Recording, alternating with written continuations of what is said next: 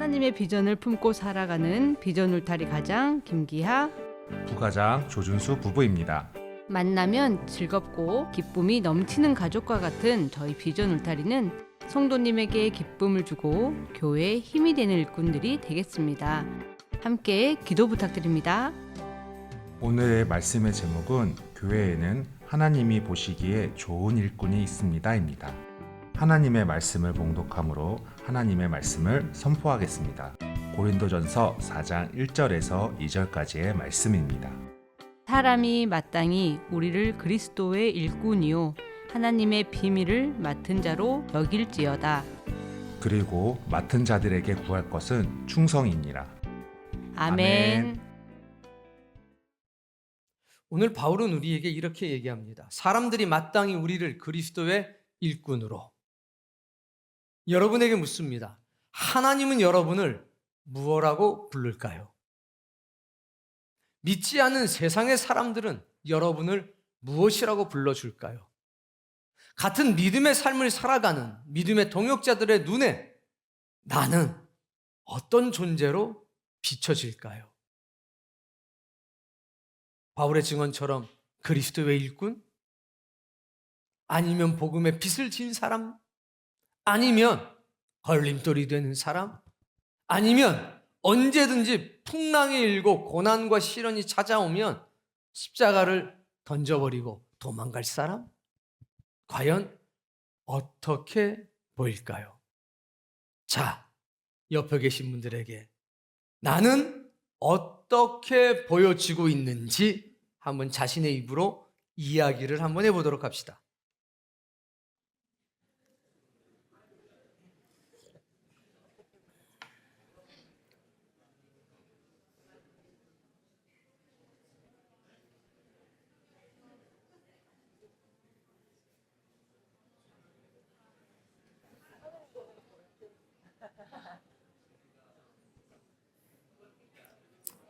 밝게 웃으면서 이야기를 주고받는 것 같으니까 네. 신약 성경에는 굉장히 중요한 키워드가 두 가지가 나옵니다. 첫 번째는 제자입니다. 근데 두 번째는 제자만큼 중요한 단어인데 바로 일꾼이라는 단어입니다. 결국 신약 성경은 우리에게 제자 또는 일꾼이라고 하는 메시지를 던지고 있습니다. 자, 일꾼이라고 하는 말은 세 가지의 의미가 있는데 오늘 본문에 나오는 그리스도의 일꾼 할 때 이 일꾼은 언더, 즉 밑에서 to row, 노를 젓는 사람이라는 뜻입니다. 이 말이 합쳐져서 일꾼이 됐습니다. 즉 일꾼은 배 밑창에서 열심히 노를 젓는 사람입니다. 이 말의 뜻이 어떻게 바뀌었냐?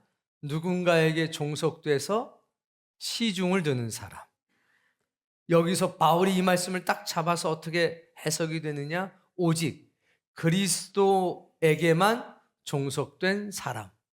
그래서 그리스도의 시종을 드는 사람이라는 의미로 쓰여지게 됩니다. 자, 그게 바로 일꾼입니다. 오늘 본문 읽어봅시다. 사람이 마땅히 우리를 그리스도의 일꾼이요. 누구요? 누가? 사람들이. 사람들은 여러분을 뭐라고 부릅니까? 확실해요? 여러분이 교회라고 하는 이 배, 하나님의 역사라고 하는 이 배가 하나님의 뜻대로 나아가기 위해서 보이지 않는 배 밑창에서 열심히 여러분 노를 젓고 있습니까? 오직 예수 그리스도에게만 종속돼서 그분의 시중을 여러분은 들고 있습니까? 일꾼은 종이라고 하는 말과도 같습니다. 종은 주인 앞에서 자기 생각이 없는 것입니다. 자신의 뜻이 없는 겁니다. 오직 얘만 된 겁니다. 아무개야 부르면 아니 퇴근 시간 넘었는데 왜 부르세요? 이거 없고 새벽 2시에 불러도 언제나 감사한 마음. 예, 제가 여기 있습니다. 말씀만 하시옵소서. 함께 일을 나갔다가 돌아와도 물 떠나라, 물 떠놓고, 밥상 차려라, 밥상 차려놓고, 내가 먹은 다음에 네가 먹도록 해라. 예. 수고했다라는 말 한마디 듣지 않아도 여전히 계속 시종을 들면서도 그것 자체가 기쁨이 되고 그것 자체가 감사함이 되는 사람이 일꾼입니다. 그리스도의 일꾼. 이런 사람들은 항상 마음속에 이런 물음이 있습니다. 내가 어떻게 하나님을 섬겨야 할까? 내 인생의 주어는 이미 예수 그리스도 하나님으로 바뀌었다. 일꾼은 그런 사람인 겁니다. 무엇을 마실까? 무엇을 먹을까? 무엇을 입을까? 고민하는 사람이 아니라 내가 어떻게 주님을 섬길까? 그런 거룩한 은혜의 물음을 안고 사는 사람들. 어떻게 내가 이 은혜를 갚을까? 그것이 일꾼인 것입니다.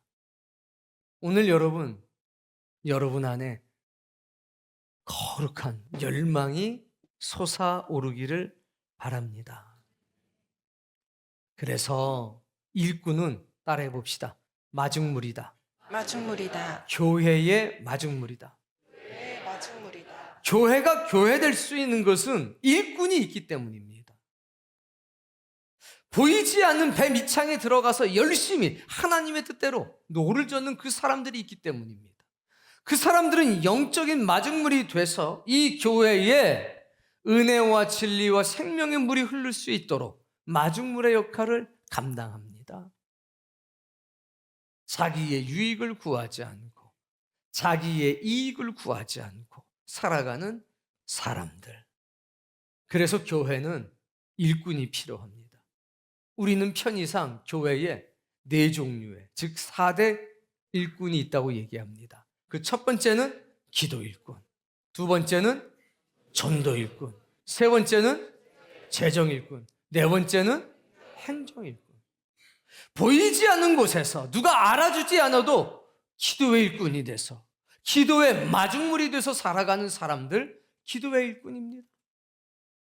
예수 그리스도의 생명의 말씀을 전하기 위해서 보이지 않는 그곳에서 전도의 일꾼으로 살아가는 사람들, 전도 일꾼입니다.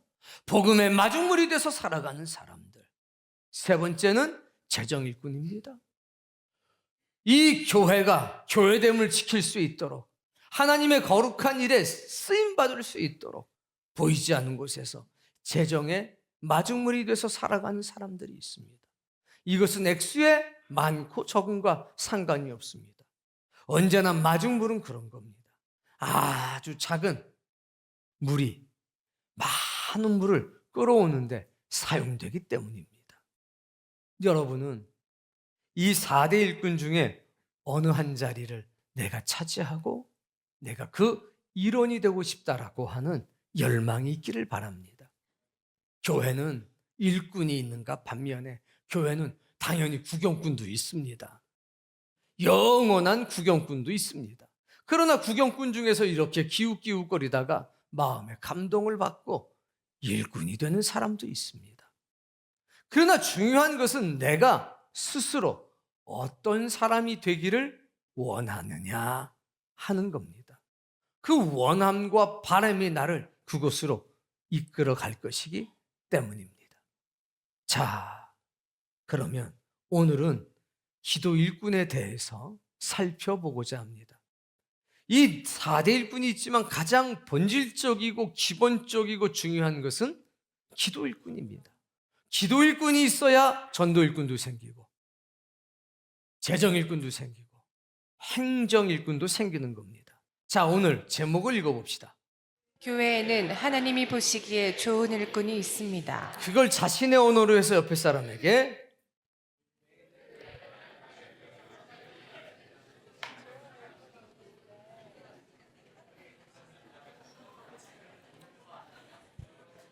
이렇게도 얘기할 수 있고 저렇게도 얘기할 수 있습니다. 교회에는 하나님이 보시기에 좋은 일꾼이 있습니다. 그게 바로 납니다.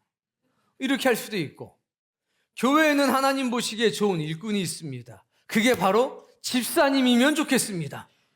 이럴 수도 있고, 바보같이 교회에는 하나님 보시기에 좋은 일꾼이 있습니다. 이런 사람도 있고, 뭐 여러 가지 사람이 있겠죠. 다시 한번 인사해 보세요.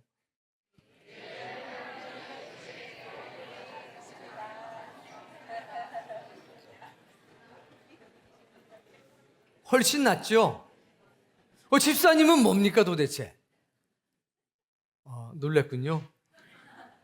기도 일꾼은 이런 사람들입니다. 사도행전 2장 42절의 말씀 읽겠습니다. 그들이 사도의 가르침을 받아 서로 교제하고 떡을 떼며 오로지 기도하기를 힘쓰니라. 여기에서 오로지 기도하기를 힘쓰니라. 이 말씀인데 여러분들 딱 보이죠? 그러면 어린아이예요. 장성한 사람은 뭐가 보이냐? 사도들의 가르침을 받아 서로 교제하고 떡을 떼며, 이게 먼저 보입니다. 기도 일꾼은 본질적으로 사도들의 가르침을 받는 사람들이구나. 그래서 서로 교제는요, 짜장면 먹고 탕수육 먹는 게 아니라 따라해 보세요. 자신의 것으로 섬기는 것. 이게 교제예요. 내 것으로 섬기는 게 교제예요. 보이는 것과 보이지 않는 것으로 섬겨주는 것. 그게 교제입니다. 떡을 떼며라고 하는 것은 식사를 같이 하는 겁니다. 근데 누가 내는 거예요, 돈을? 내가 내는 게 떡을 떼는 거예요. 즉, 그 사람을 우리 집으로 불러서 식사를 대접하는 게 떡을 떼며예요.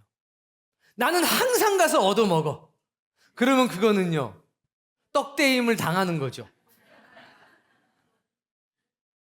그래서 사도들의 가르침을 받아들여서 내 것을 가지고 섬겨주고, 우리 집으로 불러서 식사를 대접하면서 사도들의 가르침, 즉 은혜와 진리를 나누는 겁니다. 먹기만 하는 게 아니라 은혜와 진리를 나누는 게 교제와 떡을 떼며에 딱 들어가 있는 겁니다. 이런 사람들 중에서 누가 나오느냐? 오로지 기도하기를 힘쓰는 사람이 나오는데, 그들을 가리켜 우리는 기도 일꾼이라고 하는 겁니다. 자, 옆에 분들 얼굴을 보시면서 자체 점검.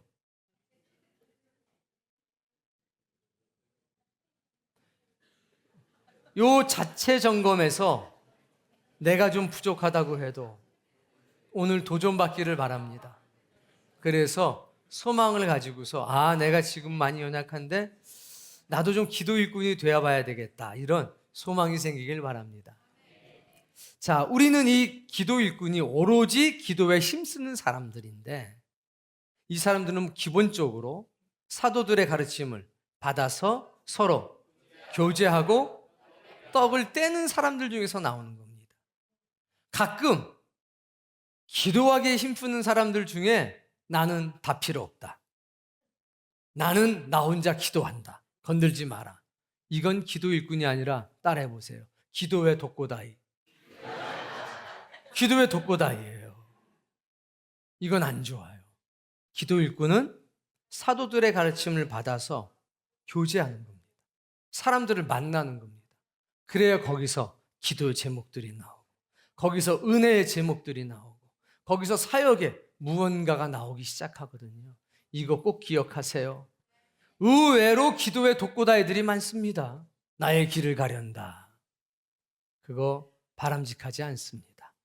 자, 그래서 우리는 이 오로지 기도에 힘쓰는 것을 확인할 수 있도록 여기에 4가지를 딱 제안합니다.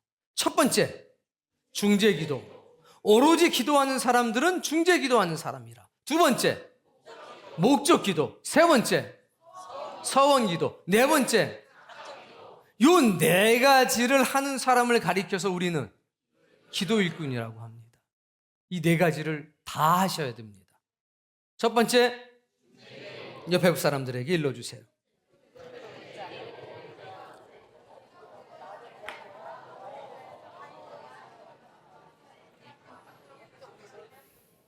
자, 로마서 8장 26절 읽습니다.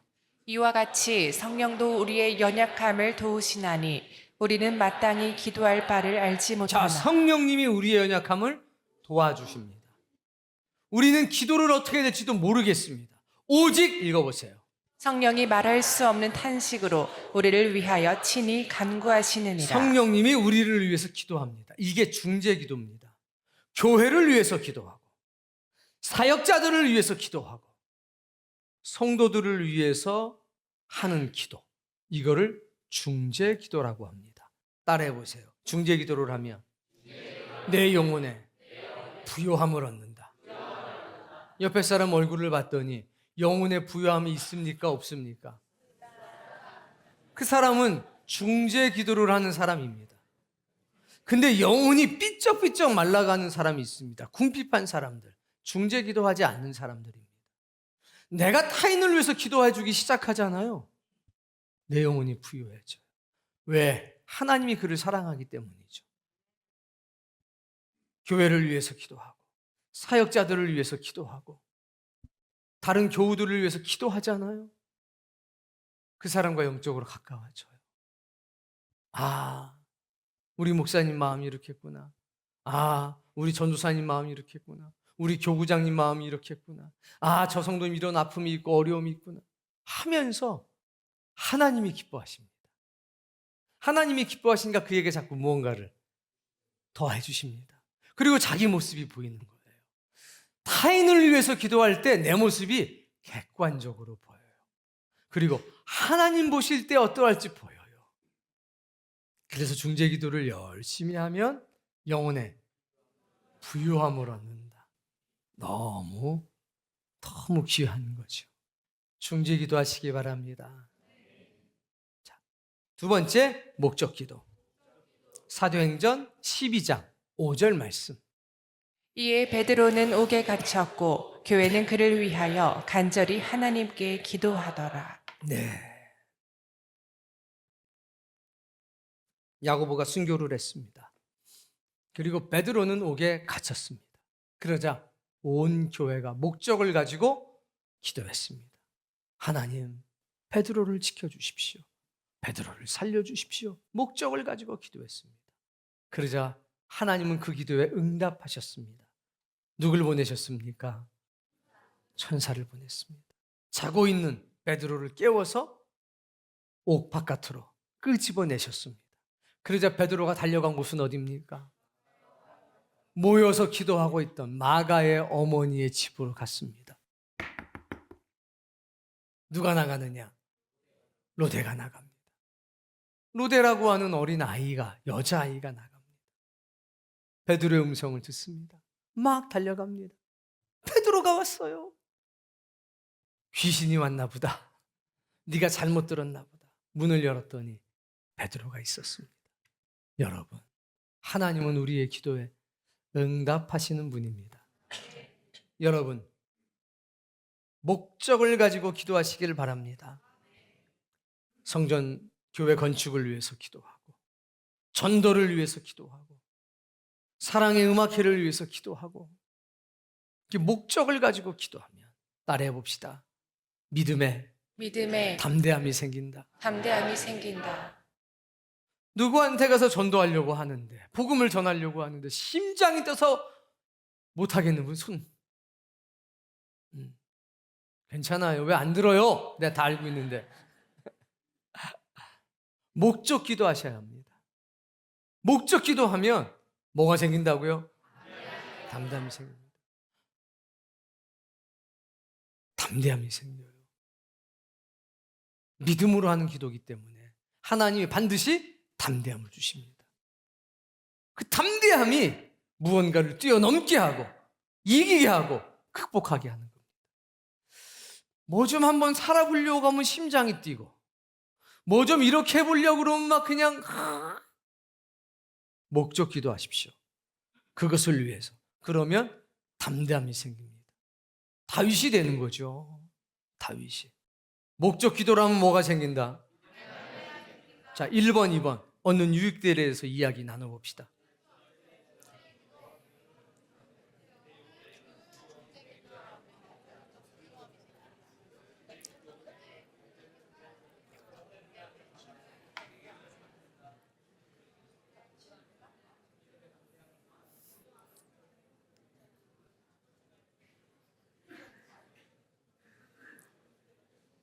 타인을 위해서 기도해야 합니다. 목적을 가지고 기도해야 합니다. 그럼 영혼에 부유함을 얻습니다. 그러면 믿음의 담대함을 선물로 받습니다. 얼마나 멋져요. 타인을 위해서 기도할 때 눈물이 나고 감동을 받고 하나님이 기뻐하십니다. 그때 내 영혼이 부유해져요. 자기 형편과 처지에 딱 묶여가지고 자기만을 위해서 기도하고 한탄의 기도 아시죠? 하나님 어디 계십니까? 하나님 도대체 뭐 하십니까? 내가 이렇게 힘들고 어려운데 도대체 어디 계시단 말입니까? 쪼그라들어 영혼이 계속. 그런 기도 하지 말라는 게 아니라 그런 기도만 노상하니까 영혼이 비틀어 말라진다는 거예요. 내가 그런 처지라도 하나님, 아무개 좀 도와주십시오. 아무개가 방황하고 있는데 하나님 아무개 좀 기억해 주십시오. 아무개가 열심히 기도하니까 그에게 하나님 살아계심을 좀 보여주십시오.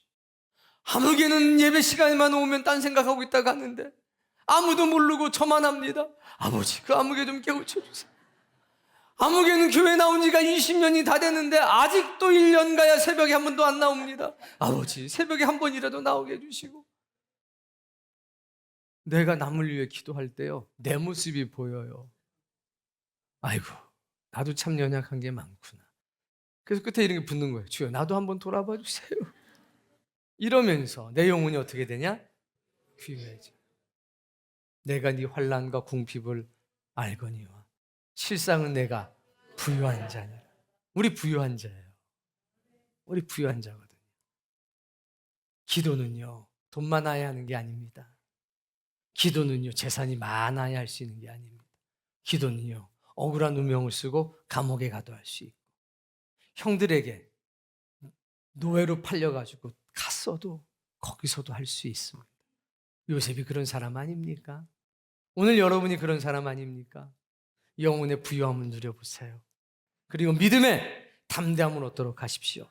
세 번째 기도는 서원기도.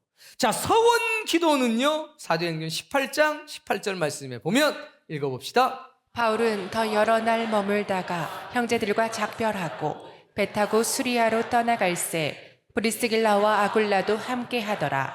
바울이 일찍이 서원이 있었으므로 겐그레아에서 머리를 깎았더라. 바울이 뭐 했냐? 서원기도했어요. 갱그리아라고 하는 곳에서. 제가 이제 이곳을 가봤습니다. 지금은 물이 다 들어왔어요. 바닷물이.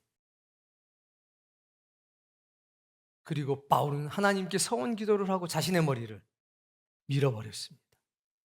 잊지 않기 위해서. 하나님 앞에 내가 서운한 것을 잊지 않기 위해서 그 증거로 머리를 밀어버렸습니다. 어떤 내용을 서원했는지는 나오지 않습니다. 자, 이 서원이라고 하는 것은 하나님 앞에서 맹세해서 소원을 세우다, 이런 뜻이 있습니다. 이건 좀 따라해 볼게요. 요구되지 않은 선행, 요구되지 않은 경건행위. 요구되지 않는 경건행위. 뭐요? 요구되지 않는 선행, 요구되어지지 않은, 그거를 자발적으로 하나님께 약속하는 겁니다. 요구해서가 아니라 내가 자발적으로 약속하는 겁니다. 이런 선행을 제가 한번 해보겠습니다. 이런 선한 일을, 이런 경건한 행위를 제가 한번 해보겠습니다 라고 하나님 앞에 약속하는 거, 그게 서원 기도입니다. 한나의 서원이 가장 유명하죠. 사무엘상 1장 10절부터 11절까지 읽습니다. 한나가 마음이 괴로워서 여호와께 기도하고 통곡하며. 자, 마음이 어때요? 괴로워요. 자, 마음이 괴로우면 보통 어떻게 하죠? 아까 얘기했잖아요.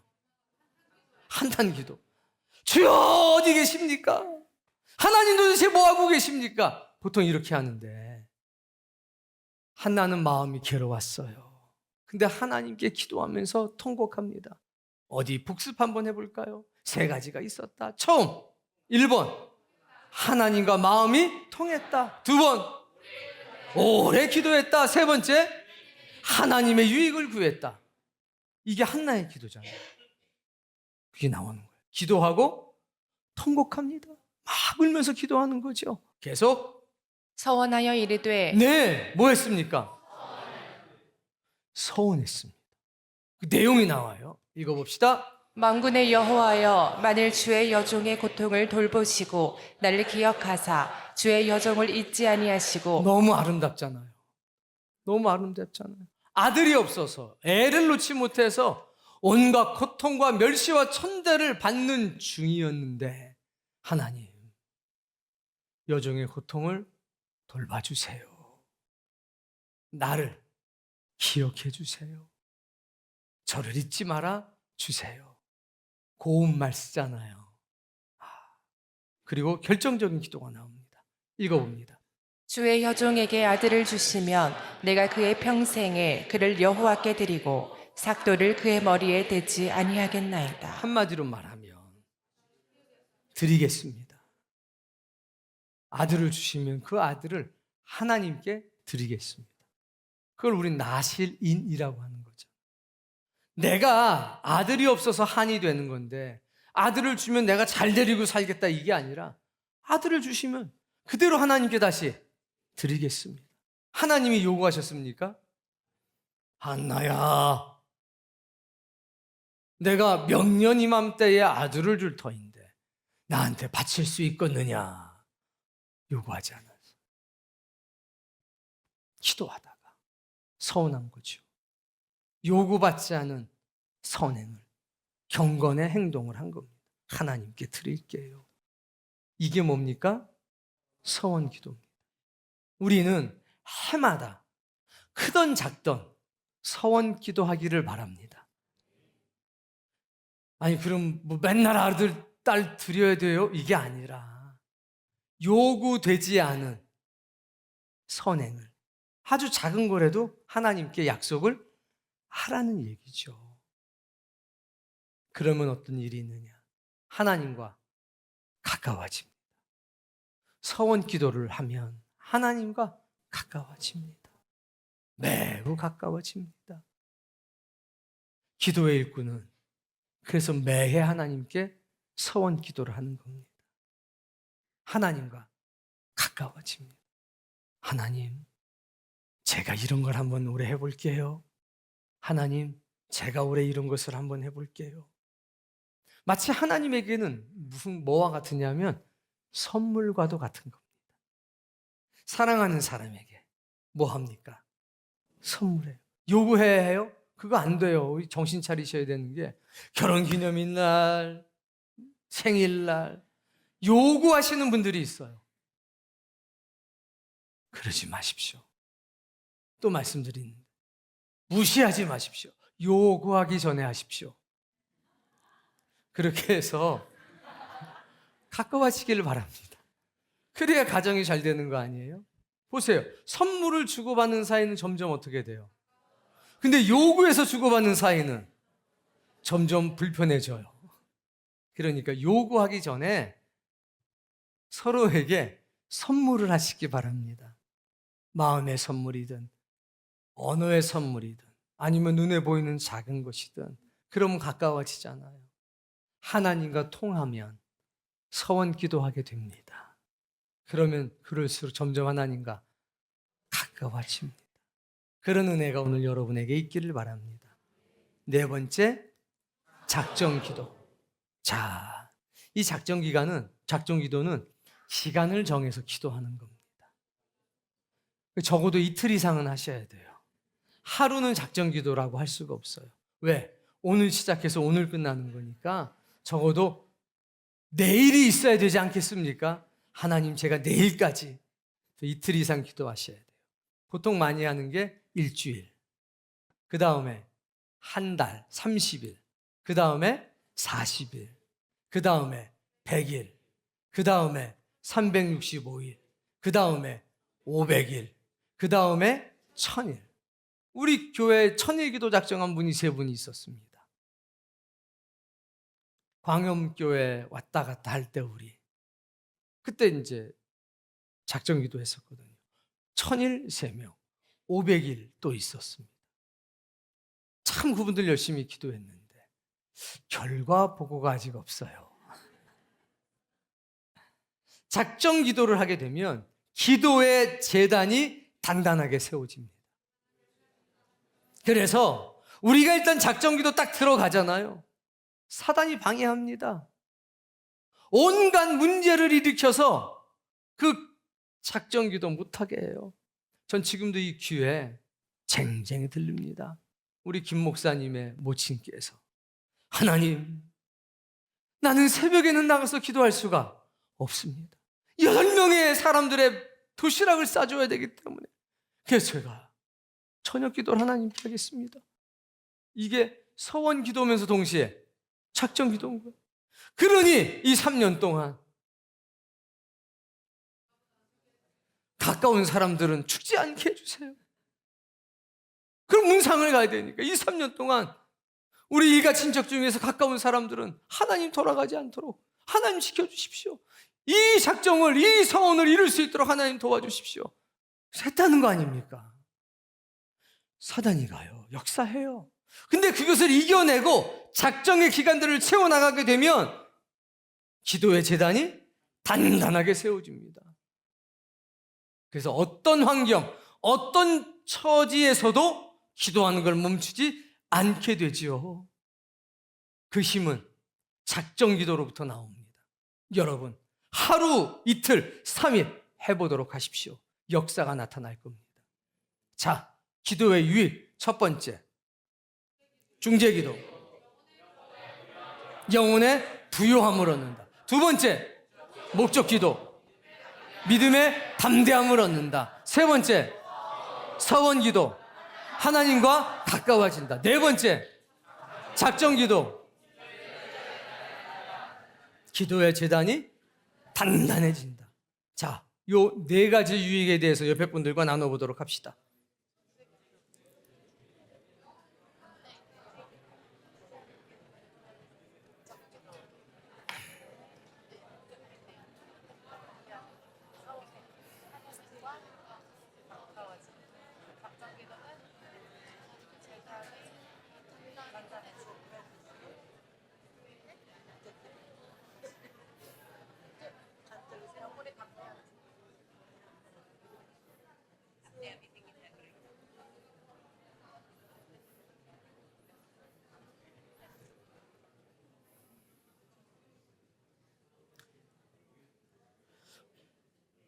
아유, 목사님, 저는 뭐 기도하면 3분 정도 지나면 더 이상 할 게 없어요. 그럴 수 있죠. 그래서 기도의 기본이 뭐냐? 중재기도예요. 이름을 쫙 적어놔요. 그리고 그 사람들의 이름 보면서 기도해도 괜찮아요. 그래서 하나님, 사랑이가 있어요. 사랑이 이러고 저러고 저런데 이러고 저러고 저렇게 되게 해주세요. 하나님, 니나가 있어요. 니나가 이러고 저러고 저런데 하나님 이렇게 도와주시고. 그렇게 기도를 시작하면 1시간이 후딱 가요. 1시간이 후딱 갑니다. 그러면서 내 영혼에 하나님의 주시는 은혜, 하나님의 마음을 느끼게 돼요. 하나님의 시선으로 자꾸 그 사람을 보게 되니까 기도의 제목이 점점 들어요. 그러면 내 자신의 모습도 보여요. 그리고 정말로 울면서 기도하게 돼요. 영혼의 부요함이라는 것을 얻게 됩니다. 이건 해보신 분들은 다 알아요. 자, 지금 우리 기도운동 40일 하고 있잖아요. 이 기도운동 40일을 하게 되면 첫 번째, 작정 기도를 하게 돼요. 두 번째, 서원 기도를 자연스럽게 하게 돼요. 세 번째, 목적 기도를 하게 돼요. 네 번째, 중재 기도를 하겠지요? 하게 돼요. 20분 기도하지만 그 시간 넘게 시간이 필요하다는 걸 경험하게 되고 40분을 기도하게 되고 50분을 기도하게 됩니다. 시간이 한꺼번에 없으면 쪼개서라도 기도하게 됩니다. 이게 기도 일꾼입니다. 여러분, 사람들이 나를 보는 평가하는 거 별 신경 쓰지 않아도 됩니다만 적어도 오늘 성경은 우리에게 이렇게 얘기하잖아요. 1번 1절 읽어봅시다. 사람이 마땅히 우리를 그리스도의 일꾼이요 바로 그거예요. 이거는 영적인 자존감의 문제거든요. 적어도 우리는 뭐 이런 사람이야 저런 사람이야. 그것 이전에 적어도 나는 하나님의 일꾼이구나. 나는 오직 예수 그리스도께만 종속돼서 그분을 섬기는 사람이구나. 이런 평판은 있어야 되지 않을까요? 여러분이 그런 사람 꼭 되길 바랍니다. 그리스도의 일꾼. 오늘은 이제 기도에 관해서 이야기를 하고 있는데, 여러분 11시쯤 교회 예배당에 기도하러 들어갔는데 시간이 조금 지났는데 갑자기 막 찬송 소리가 나요. 왜 찬송 소리가 나지? 하고 봤더니 새벽 기도가 시작이 됐어요. 우리 교회로 친다면 11시쯤 들어갔는데 5시 반이 된 거예요. 아니, 6시간이 언제 이렇게 훌쩍 지나가지? 나는 5분, 10분밖에 기도한 것 같지가 않은데. 살아생전에 한 번은 경험하시기 바랍니다. 살아생전에 한 번은, 하나님 나라 가기 전에 한 번은 경험하시기 바랍니다. 그런 은혜를 경험하고 살아가는 게 기독교예요. 기독교는 체험의 종교예요. 하나님이 살아계시기 때문에 그런 체험이 있다는 말이에요. 하나님의 말씀의 가르침을 따라 살다 보면 그런 체험을 해요.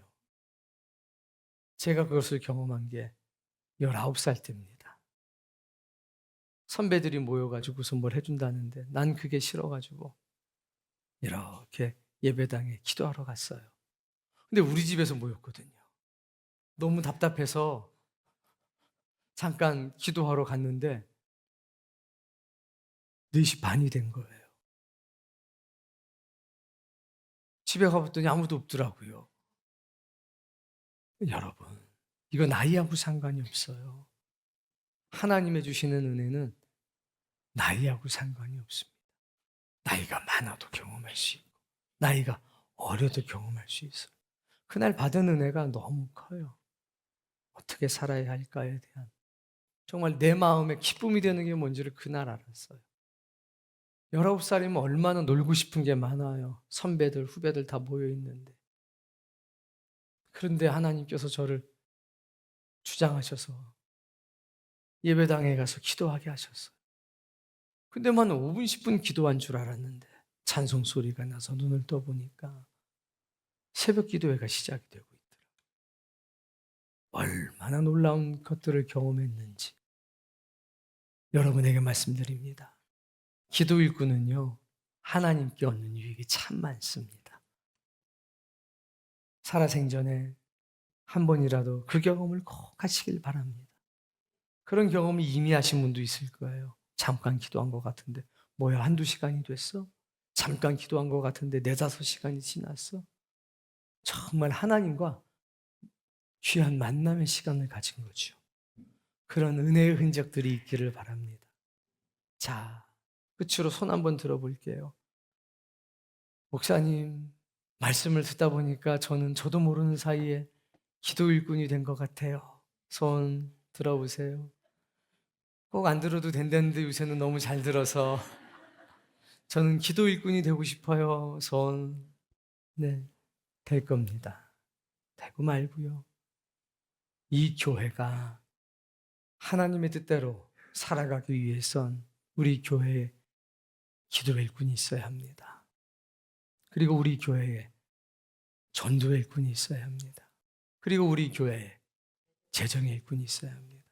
우리 교회에 행정의 일꾼이 있어야 합니다. 하나만 있어서는 안 되겠죠. 이게 골고루 다 갖춰질 때 이 교회는 하나님이 기뻐하시는 교회가 될 거고 하나님의 영광을 드러내는 교회가 될 겁니다. 그래서 일꾼은 얼굴에는요, 기쁨, 즐거움이 가득해요. 근데 그 손과 발엔 고난과 시련의 흔적들이 묻어 있습니다. 일꾼들은요, 남들 모르게 밑에 들어가서 하나님의 뜻을 따라서 노를 막 쳤습니다. 그리고 딱 멈추고 올 때는요, 깨끗하게 샤워하고 메이크업 깔끔하게 하고 땀 냄새 안 나게 해요. 힘든 거 표 안 나게 해요. 항상 여기 기쁨과 즐거움이 넘쳐요. 그런 사람들에 의해서 이 교회가 풍랑을 만나도 더 빨리 가게 되는 겁니다. 오늘 하나님께서 여러분 모두를 기도의 일꾼으로 부르셨습니다. 그 기도의 일꾼으로 사람들이 나를 예수 그리스도의 기도의 일꾼으로, 사랑의 교회의 기도의 일꾼으로 여길지어다. 스스로 말할 수 있는 은혜가 있기를 예수님의 이름으로 축복합니다.